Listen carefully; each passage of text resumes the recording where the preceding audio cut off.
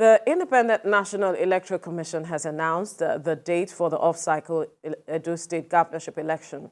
INEC says the election will be held on September the 21st, 2024, in line with the provision of Section 28, subsection 1 of the Electoral Act 2022, that the Commission publish notice for the election not later than 360 days before the date of the election.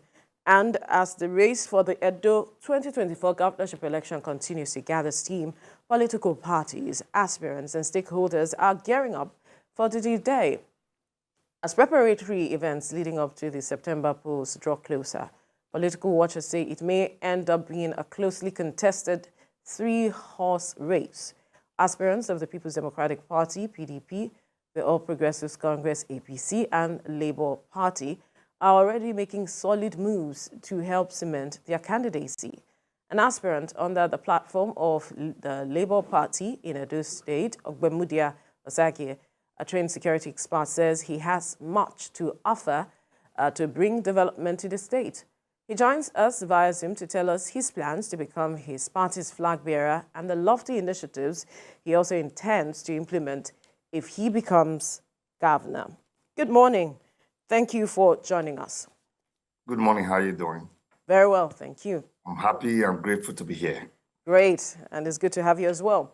Now, let's begin with the fact that, as it has been reported, there are 30 aspirants gunning for the seat of the governorship of the state, of governor in the state, and about 15 of them is said to be coming from Labour Party, which your party, so to speak. What stands you out amongst these 15 persons that you feel your party in the first place might look at you as the flag bearer at the end of the day? What are you bringing to the table that is different from what every other person who are seen as strong contenders, who are said to have, built bridges, across the state, that how do you intend to contend with these persons? What stands you out from them, basically? What stands me out first is that I have come with 24 years of law enforcement experience, expertise, both in Canada and in Nigeria. I have served the people of Toronto as a police officer for 24 years. I have a security company well established in Nigeria. And when you combine it and look at my public service record, that positions me in a very unique, with a very unique experience to be able to drive positive change in those states, to be able to foster the economic growth, and to be able to bring unity. What we need right now in Edo State, we're almost at a crossroad. What we need is someone who you can track their public record, someone who have devoted themselves to public service, someone who is competent, someone who have been accountable to the people of Toronto for 24 years. That's how I want to be accountable to the people of Edo State. What I've often said is that I want to bring Toronto, Canada, to Edo State so that people don't have to travel away. I want the people of Edo State, the children of Edo State, to enjoy the same privilege, the same advantage, the same amenities that my children in Canada enjoy. I want the children of Edo State to enjoy it because when we were growing up, that is what we enjoy. And if someone from Edo State, my dad was a farmer, my mom was a farmer.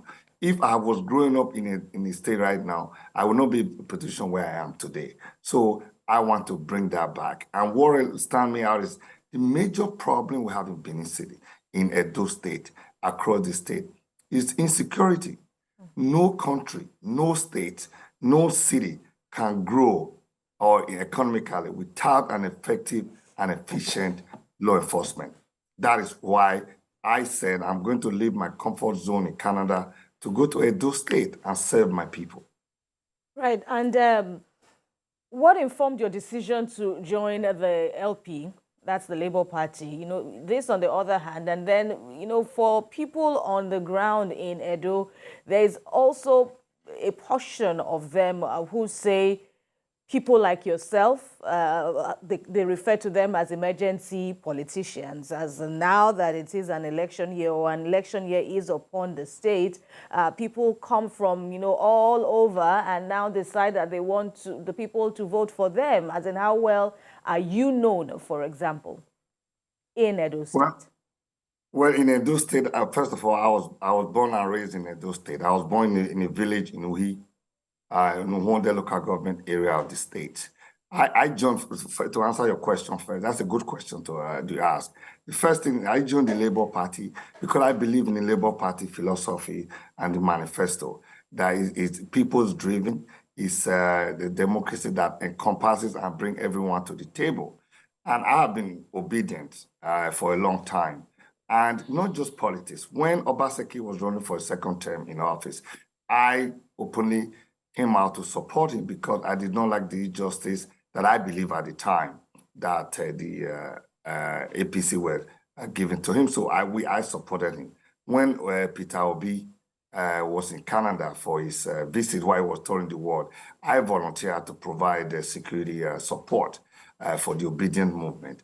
And I'm not just coming up now. I have a security company in Nigeria that employ over 300 youths. I have always supported my people. I was the chairman of one local government in Canada for about 5 years, supporting my people. I've been involved with sending equipment, hospital equipment, in trying to mobilize my people. But the sole money little you can do as a private person in Nigeria. If you try to, I remember one time we sent a hospital equipment. They wanted us to get permission with the Commissioner of Health. And the bureaucracy is just so much. I decided I'm going to do it myself. I'm going to be in charge. So that way I'll be able to bring the thing that we need. In Edo State, people cannot go to farms. The money I used to travel abroad was given to me by my mother, who got it from farming, from selling pineapple, plantain, banana. That's how we got it. Today, our people cannot go to farms because they're afraid of kidnappers. They're afraid of Fulani herdsmen. What I'm going to do as a security person, what I have done to serve and protect the people of Toronto for 24 years, that's what I'm going to do in Edo State. I am going to form a security dragnet around Edo State so that anything that moves in and out or within, we will monitor it, we will stamp them out. Our people, even when they produce farm produce, crops, they cannot take this thing to the market because the roads are bad. Not only the roads are bad, the roads are not motorable, and the people are afraid to go on the road. I'll just give you a specific example. In about 2 weeks ago, I was going to Aunchi from Benin City to meet with some my supporters down there. It took me about 4 hours to get to Aunchi. This is a place when I was young, traveling with my father. It took us about 45 minutes. Every spot you go, either this road is bad, or you hear the driver tell me, Oga, you better say kidnapper, they here. Then we have to turn around. At some point, I say, you know what? We have 6 policemen with us. Let's be brave. Let's go through it. Let's drive fast, and let's get to our destination. We cannot have a segment of the population, our brother and sister in Edo State, in Edo North or Edo Central. We can't cut. It's like they have been cut off from civilization because they don't have access to good road. And these people produce a lot of farm produce that's supposed to come to the city for export. And then you wonder, why do we have so much poverty? So much poverty in our state because our people, even they can't go to farm, even they go to farm, they cannot sell it because the roads are not safe. That is what I'm going to change. I'm going to ensure my people are safe. I'm going to ensure our women don't get raped while they are going to farm. I'm going to make sure people can go on the road. That is the expertise I bring to the table that nobody else has. I'm not saying I'm the smartest, I'm the one, but I'm the one with public service experience. I know what it means to be a good policeman. I know what it means. You were just talking about Zamfara. Why do we have so much problem? Because our people are not trained. We have not invested in our law enforcement. We have not invested in our police force. People are crying about Mobad. Mobad, that's not the issue. The issue is that have we trained our police force in solving a problem so that Mobad issue won't come back again? I know it's good to go on the street and demonstrate, but the question we should be asking for is to reform our police force. Do we have a protocol that follows when something happens? Do we even have a homicide squad to investigate? I used to work in the homicide in the past. Do we have a homicide squad that investigates such things? In Canada, there's what you call policing protocol. Every police station in Canada must have a sexual assault investigator, domestic assault investigator. Do we have such in Nigeria? So we are just, every citizen will cry, but we are not solving the problem. That is why I'm going to Edo State with all my experience, all my expertise to solve our people's problem, because nobody's doing it. Right, but some will say that some of the things you have mentioned is not within the purview of the state governor.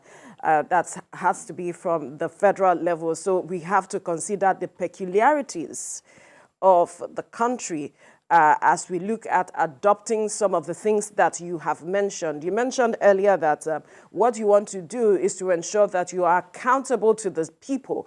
And we have had, such conversations. We know that Canada has a system that holds people in power to account.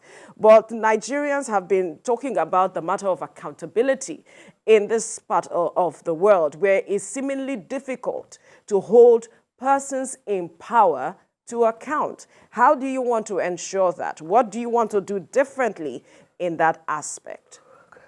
Well, first of all, thank you for your question. The first thing about police force, I know in Nigeria, the police force is strictly federal, but sometimes don't let these people deceive you. These guys are getting about 1.20 billion a month for security vote. You can create a security services. Ogbemudia Osagie, will create Edo State Security Service.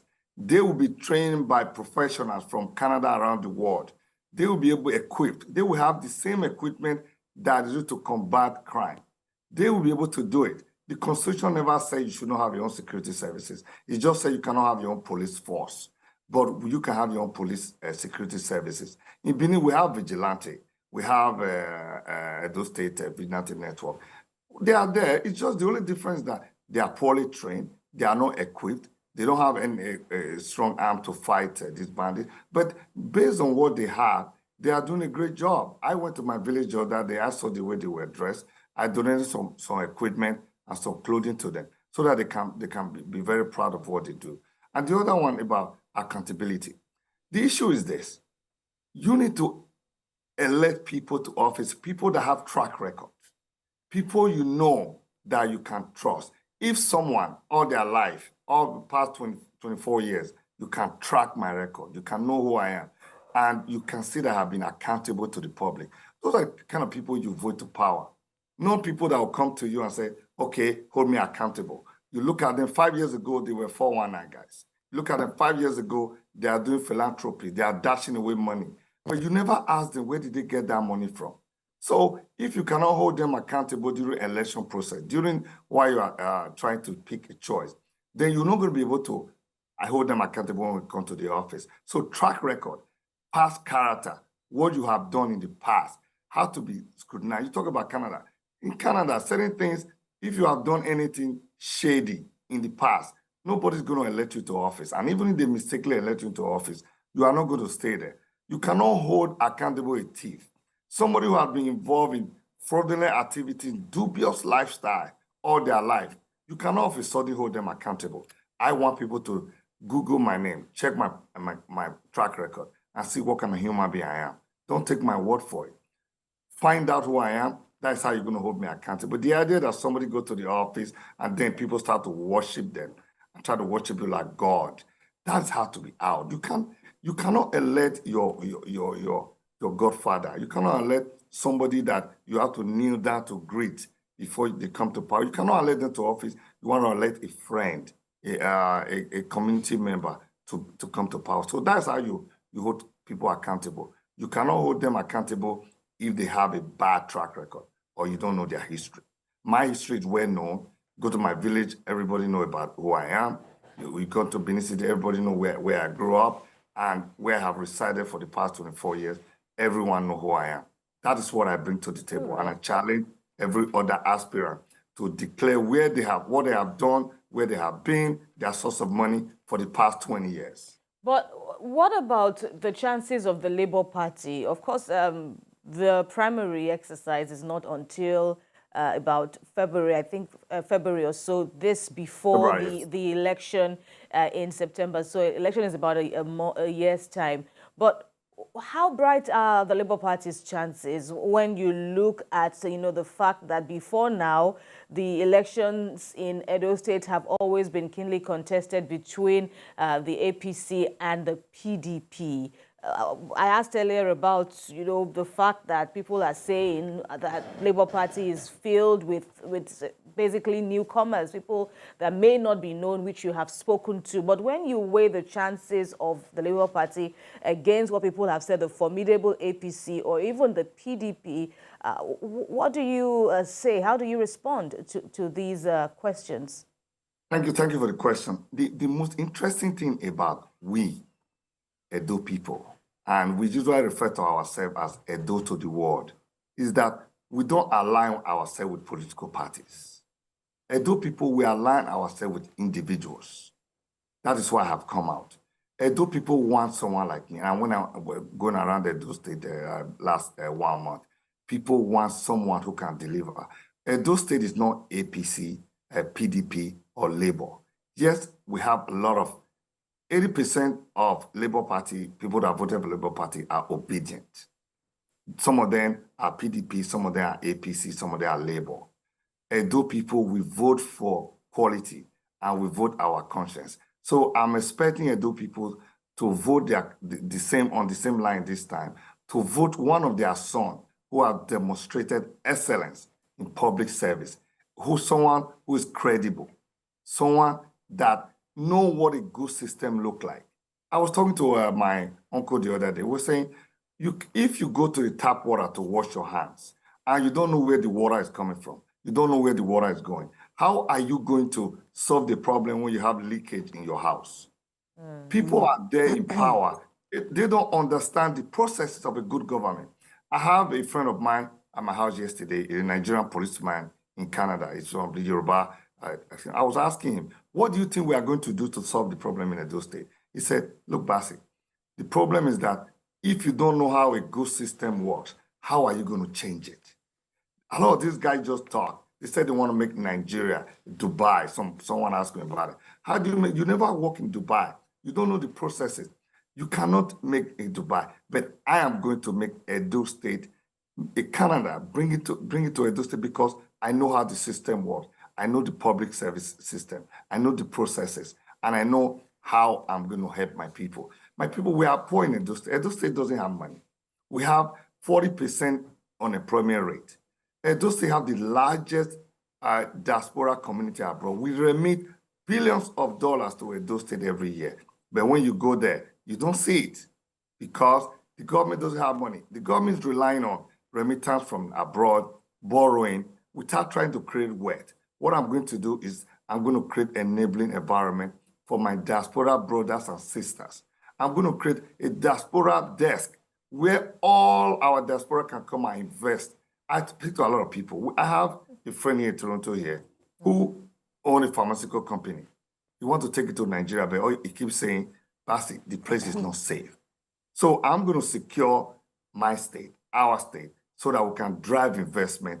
That is the only way we are going to grow. Right now, we are not growing. It's flooding everywhere. No good road, no infrastructure, no good healthcare system.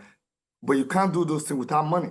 All right. So I'm going to bring investment to Edo State, which is not happening right now. And you need a credible person to be the hem of the affair, to be in government, so that people will have confidence to invest in it. That is what I bring to the table. Okay, let's quickly make judicious use of the limited time we have on our hands. I'm going to ask you two questions in one, because earlier you mentioned about godfatherism or something like that, and we see the rift between the governor and his deputy, and there are questions as regards how perhaps the Labour Party is positioning itself to take advantage of whatever the situation is that is going on to position itself to perhaps win the election at the end of the day. That's on the one hand. Then there's also the zoning factor that is being put forward. It is said that Oshomole hails from the Edo North and Obaseki Hills from Edo South, and that this time around, the people are considering that it should be zoned, the governorship seat should be zoned to Edo Central. How is that also going to impact your chances? The first question is the route between, in the PDP, especially between the governor and the deputy. What I would say about that, I remember a book I read from one of our brothers in Lagos, Dele. He said, do not die in their war. Some of these guys, some of these things is just a movie that eventually you see the end of it. So I wouldn't even talk about the rip in the PDP between the deputy and the governor. That, I believe, I'm 100% confident they will resolve. I'm glad you asked me a question about rotation. I'll be brief. Rotation was created by those political crooks, elite that we have in Edo State. They created it to bring disunity among the Edo people so that they can always pick, say, it's the turn of the Edo South, turn of the Edo Central, so that they can always bring their people and make it as if the system is fair. The system is not fair. Rotation is undemocratic. And I'm from the Benin, Edo South, Benin-speaking Edo people.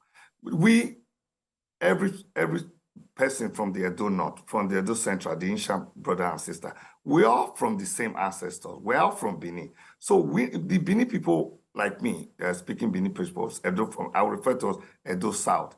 We never really look at it so big. I'll give you a very 1-minute history lesson.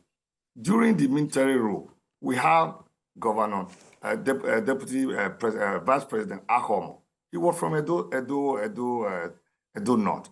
We have Ahomo from Edo Central. We have Ahigbe from Edo North. Hopefully, I'm not missing both of them. Then we came the civilian rule in 1999, where INEC was in charge. The Benin-speaking people, Edo South, we never had one single minister during that time. INEC was the minister. He left, gave it to his boy, Ogbemudia. Then Onu may not become a minister. Then we have the last person we have now is Dr. Osagie from Edo South, from Benin. He was the only guy that came, and we know that he wasn't appointed because he was from Edo South. He was appointed because of, obviously, his competence and because he also had people in government at the time. So we, the Benin-speaking people, have been marginalized. But you know why? I don't blame I don't blame us. We thought we're all the same. Plus, we also lack leadership in Edo South. And I will say this, we lack leadership because we never really have a good leader who have the interest of the Benin people at heart. But what makes you think? Let me finish. Right, it's still on this point. It's still on this point of zoning. What makes you think that the Edo people are ready for these notions, these ideals that you just talked about? And again, what is the party's stance on the issue of zoning? What I have spoken to Labour Party, people say Labour Party do not zone. They can tell me that in public. It's politics. What they do behind closed doors is different. What I'm going to tell you that the Benin-speaking people have been marginalized. That's why we are 60%, 50-something, 60% of the population. So nobody's going to push us around and say, this is the person. They have been pushing us around because we don't have good leaders. Look at the Labour Party. Let me tell you, the Labour Party in Edo State right now, we have the chairman of the Labour Party from Edo North. You have the national chairman from Edo Central. You have the woman leader from Edo Central. You have the secretary of the party from Edo Central. But the youth leader, I'm not too sure of that. How can we even see that kind of arrangement? And you say you don't want Edo South person to be governor. I can't even imagine it. And if you look at the vote, these guys are talking about this. Although I want to unite the state, but I'm just talking of reality. Edo Central may not be able to produce more than 10,000. You mean votes? Unfortunately, that was network. Yes, I really wanted to hear where he landed with that conversation on what he said, what he was trying to say, whether it was 10,000 votes or something else. We really would have loved to understand what he was trying to point at with regards to the zoning because that's an interesting aspect of this election. And this is politics, you know, even the psyche of the regular person on the street is turned Oh, by turn. he's back. Yes, Okay. please quickly wrap up your thoughts. We couldn't hear what you were trying to say with the 10,000. No, sorry, I could hear you. I was still talking. I'm saying that we, the Benin-speaking people, have been marginalized because we have no leaders who are stand for us, who believe in the people, who believe in our people. Right. So that is why I'm saying that no one is going to bully us this time. We, the young people from the Edo South, are saying we have been marginalized for a long time, but our leaders refuse to speak up, and we make up 57% of the population. I want to bring all Edo together. I want to unite us.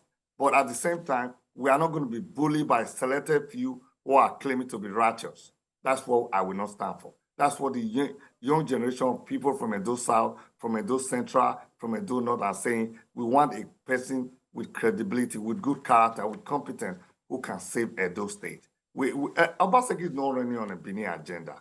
Osagie is running on his own What is the agenda. Benin agenda, quickly?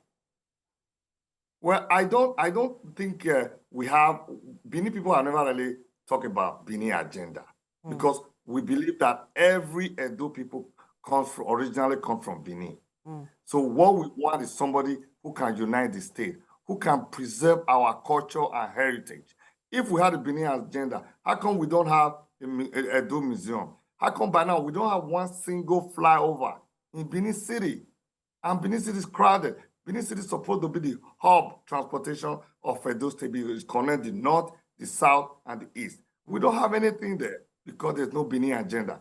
But I am going to change all that. Benin City is going to be the hub transportation. I'm going to bring back our cultural heritage. We're going to bring tourism to Benin. But you cannot do all that unless the place is secured. People are afraid to go out at night in Benin City.